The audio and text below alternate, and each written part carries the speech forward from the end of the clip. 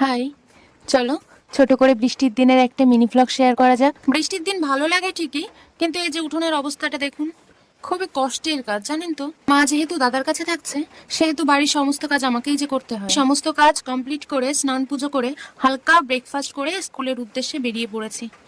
ও মা, রাস্তায় পড়ে থাকতে দেখলাম 10 টাকার একটা নোট। যাই হোক, প্রথমে ভাবলাম মন্দিরে দিয়ে দেবো, কিন্তু তা না করে এই বাচ্চাগুলোর জন্য কিছু খাবার কিনে নিয়ে এলাম। আমাদের মর্নিং স্কুল ওই 7টা থেকে ক্লাস শুরু হয়, আর বাড়ি আসতে আসতে প্রায় 11টা বেজে যায়। বাড়ি এসে খুব বেশি রান্নার সময় থাকে না, 2-1 রকম পদই রান্না হয়। খুব ভালো রান্না না জানলেও চলে যাওয়ার মতো আর কি। আজ রান্না করেছিলাম মাছের ঝোল আর কলমি শাক ভাজা। দুপুরের খাওয়া দাওয়ার পর একটু বই নিয়ে এদিক ওদিক করি, ফোন ঘাঁটি আর কি। তারপর আবার বিকালে পড়ানো থাকে।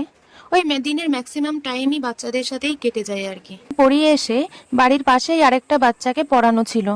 ওই বাড়ির দিদি বানিয়ে দিল পকোড়া এবং চাউমিন। এই ওয়েদারে বানিয়ে ফেললাম খিচুড়ি। খুব একটা দেখতে ভালো না হলেও খেতে বেশ ভালোই হয়েছিল। আর অল্প কটা মাছ ছিল ঘরে, সে কটা ভেজে রেখেছিলাম। সামুদ্রিক মাছ খুব একটা ভালো লাগে না জন্য অল্প নিয়েছি।